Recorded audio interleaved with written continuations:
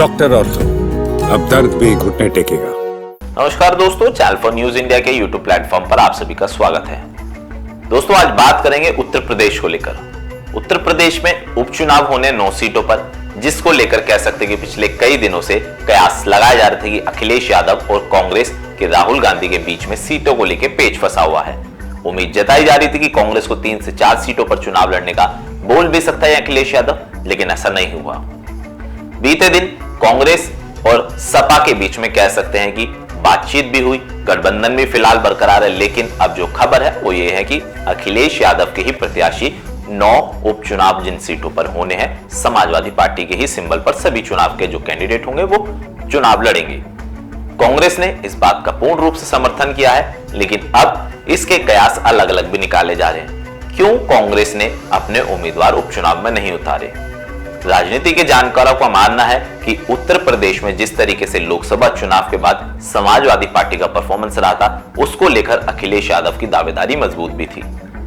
BJP से ज्यादा seat लेकर आई समाजवादी पार्टी, हालांकि कांग्रेस के साथ उन्होंने गठबंधन में चुनाव लड़ा था और उस समय में राहुल और अखिलेश की जोड़ी को सुपरहिट बताया जा रहा था। लेकिन अब कांग्रेस को उपचुनाव में सीटें पर प्रत्याशी नहीं उतारने की वजह यह भी मानी जा रही है कि हरियाणा में जिस तरीके से राहुल गांधी की पार्टी यानी कांग्रेस का परफॉर्मेंस रहा है, वो बड़ी वजह मानी जा रही है। और कह सकते हैं कि इंडिया गठबंधन में कहीं ना कहीं अब कांग्रेस की हिस्सेदारी कम होती भी नजर आ रही है, क्योंकि दोस्तों आपको याद होगा हरियाणा में जिस तरीके की कांग्रेस को हार मिली है, उसको लेकर लगातार कांग्रेस पार्टी के अंदर भी नेताओं में नाराजगी है। साथ ही साथ जो इंडिया गठबंधन के नेता है, वहां पर अब कांग्रेस अपनी दावेदारी पूर्ण रूप से नहीं भी रख सकती है, क्योंकि अगर पिछले रूप से अगर हम बात करें, जब हरियाणा में विधानसभा के चुनाव के लिए प्रचार प्रसार चल रहा था और जिस तरीके से लोकसभा चुनाव की भी अगर हम बात करें, चाहे वो पूरे देश में लोकसभा चुनाव की बात हो, कांग्रेस ने 99 सीटें जीतकर बेहतर प्रदर्शन किया था। वहीं अगर हरियाणा की स्पेसिफिक बात करें तो 10 में से 5 सीटें कांग्रेस के हाथ में आई, तो जिसके बाद तय माना जा रहा था कि विधानसभा चुनाव में भी कांग्रेस बेहतर प्रदर्शन कर सकती है और उसके बिहाफ पे ही राहुल गांधी उपचुनाव में सीटों की मांग भी कर सकते थे। लेकिन ऐसा उल्टा हुआ, हरियाणा में मैंडेट नहीं मिला और उसका खामियाजा कह सकते हैं कि उत्तर प्रदेश में हो रहा है। उपचुनाव में भले ही राहुल अखिलेश साथ साथ हैं, लेकिन सिंबल सिर्फ साइकिल ही चलेगी।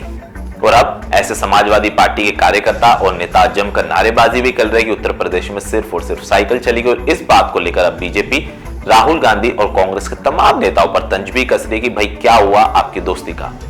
तो ऐसे में देखना दिलचस्प होगा कि उत्तर प्रदेश का उपचुनाव का रण कौन जीतेगा। राहुल अखिलेश की जोड़ी क्या फिर से सुपरहिट रहेगी या फिर योगी आदित्यनाथ इस बार कुछ नया कमाल कर पाएंगे? वीडियो पसंद आया तो हमारे चैनल को आप सब्सक्राइब करें, कमेंट करके अपनी राय जरूर दें। डॉक्टर ऑर्थो, अब दर्द भी घुटने टेकेगा।